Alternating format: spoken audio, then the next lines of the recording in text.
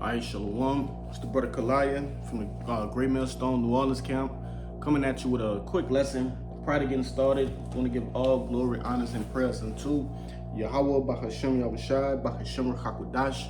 Double honors to the apostles and elders of Great Millstone. Peace and salutations to the hopeful elect. Shalom. All right, and I haven't figured out the title to this particular lesson, but it's going to be based around the fact of, ultimately remember that our reward is not carnal, okay? Remembering that our reward is not carnal. And I'm going into this because sometimes Satan, play on your struggle, right? Satan will use your struggle or what the Lord got you going through, all right, as a means of provoking you, or not even just provoking you, but, striking you with a heavy heart, okay, for the things in which you may want or don't have at the present moment.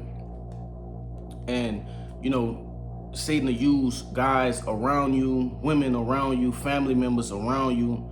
And sometimes he'll even put the evil thought, okay, of, having, brothers that might have more substance than you, all right? And he'll put that evil thought in your mind of like, damn, I gotta do this and do that to acquire this and that. All right, whatever the case may be, but nevertheless, you got to remember, all right, first and foremost, okay, your lot is your lot. What you have is what you have. Now, there's nothing wrong with having, a lot based on your spirit. The Lord might grant you a lot, okay? He might grant you more than, certain people or whatever the case. And then, in a sense, you got to look at it like, hey, the Lord is saving you, all right, from yourself, if you were to get what you had, not necessarily a lot, but what you want, okay? Before I even start, I would like to get, the Lord's Prayer. This is St. Matthew's chapter 6, and I'll start at verse 9. Really, I'll start at verse 8. It reads, "Be not ye therefore like unto them, for your Father knoweth what things ye have need of before you ask him," right? Scriptures tell you that he knew Jeremiah, okay, before he even entered the womb, all right? He knew his spirit. He knew how he created that spirit, what that spirit was susceptible to, all right, as far as the different sins and different temptations, right, that could take Jeremiah. So how much more you see? And so, the things in which we want may not be the things in which we need, all right, that feeds the spirit. It could feed the flesh, all right, more than it feed the spirit. And the Lord won't allow you to grab those things, okay? And that's a wide variety of things. That could be, being as financially stable as one might, want, okay? Because the Lord, one thing he's not going to do is let his servants go, thirsty and homeless, okay, and hungry, right? So you might not be as financially stable as you might want, okay? You might not have the car that you want, all right? The house that you want, the apartment that you want, okay? The living situation that you want, all right? Because ultimately, hey, the Lord, all right, he see what's needful for you, as it reads, okay? And I'll read it one more time. Verse 8, Matthew 6 and 8. Be not ye therefore like unto them, for your Father knoweth what things ye have need of before you ask of him.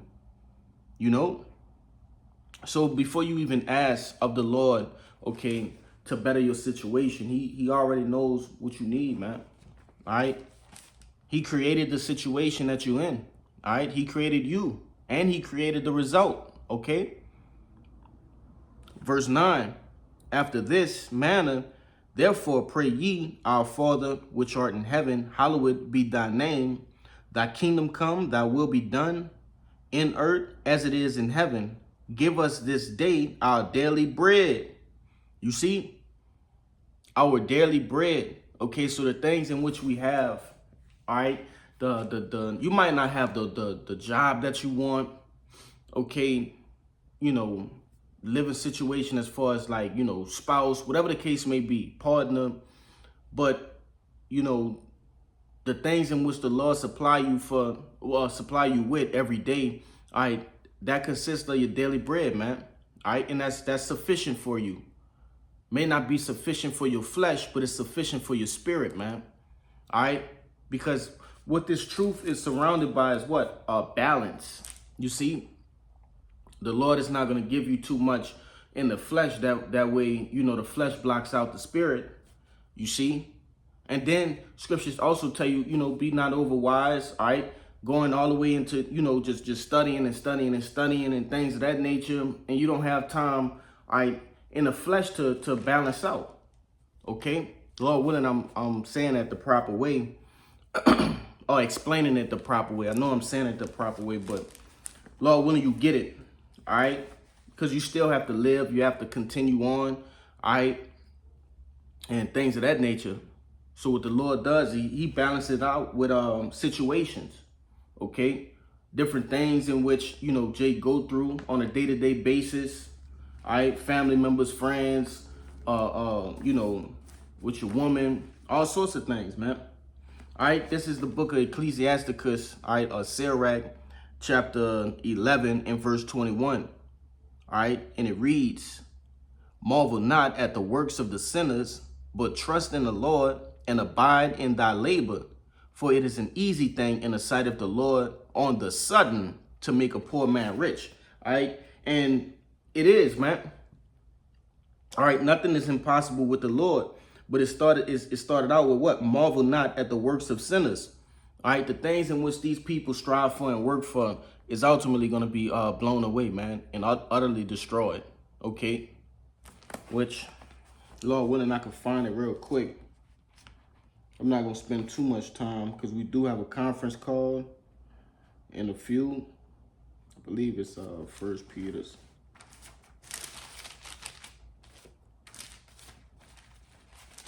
Jake's fresh off the plantation too, man. Go ahead and, you know, hit the showers and get prepped up. That way when we finish the conference call, Jake can get them Z's, man.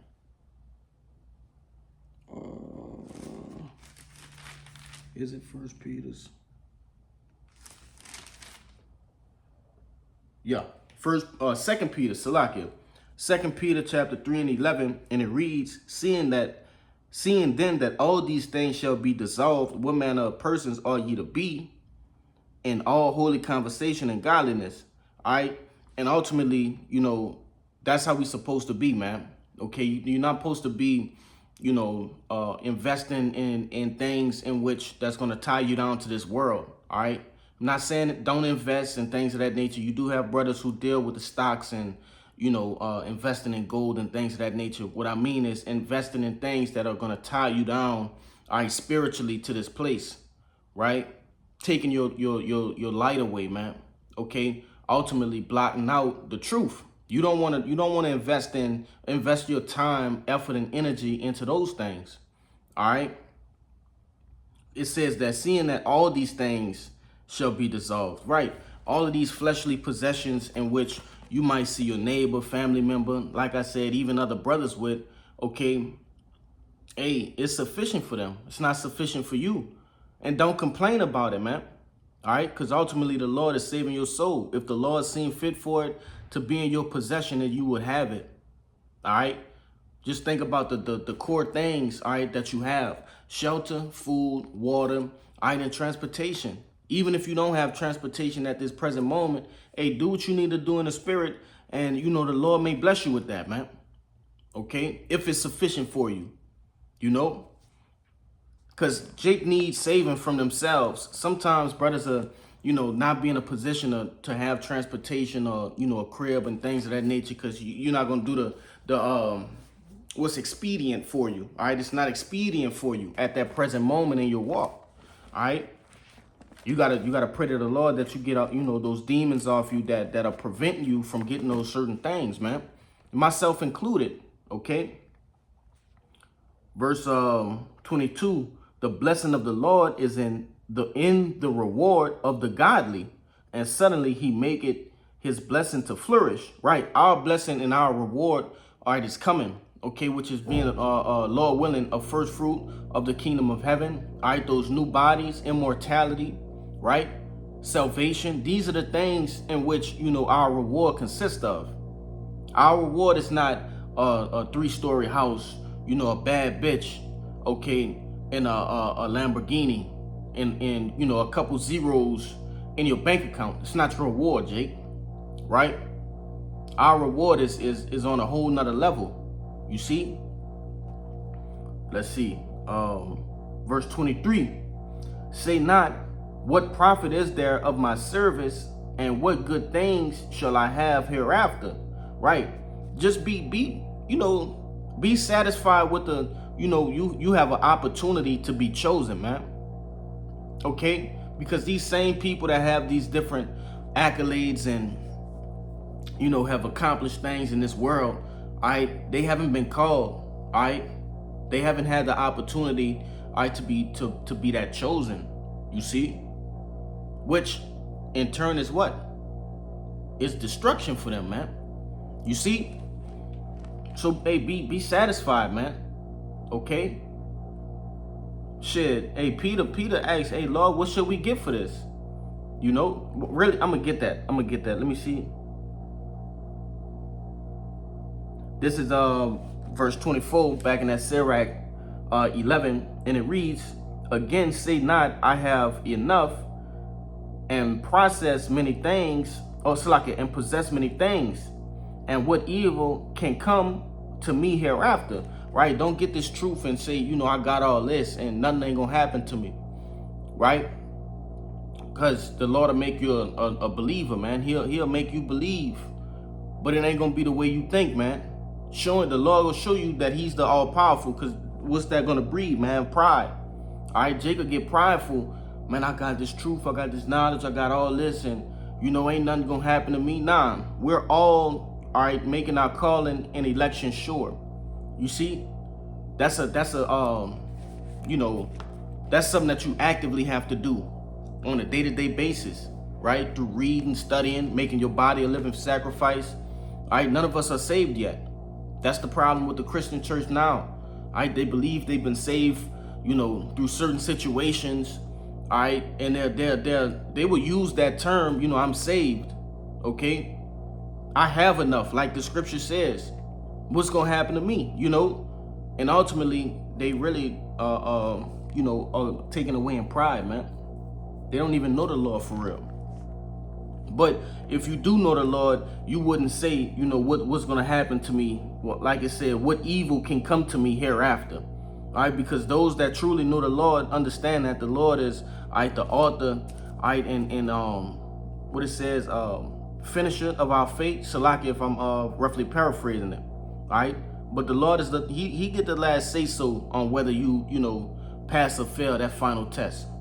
You know, you found worthy to be written into the book of life. All right, so it's an ongoing striving, ongoing fight, man. All right, this is the book of St. Matthew's chapter. Where was I? I think I'm Shalaki, man.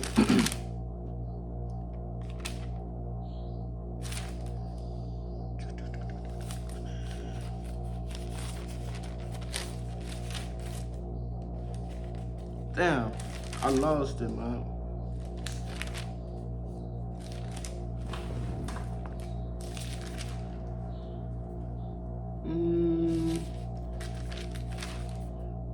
Oh, I'm tripping. It's right here.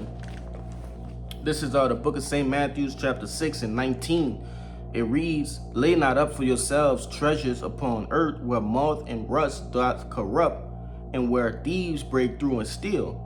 But lay up for yourselves treasures in heaven, where neither moth nor rust doth corrupt, and where thieves do not break through nor steal. For where your treasure is, there will your heart be also, right? And, you know, basically, Yahushua, because this is written in red letters, Yahushua is telling you, focus on the things of the you know, the heavens, man, the heavenly things, okay? The things in which we have been, you know, promised to receive if we endure to the end. Okay, I stated them earlier. I'll state them again. Okay, salvation first and foremost. Okay, those new bodies and being first fruits of the kingdom of heaven. All right, these are the things in which we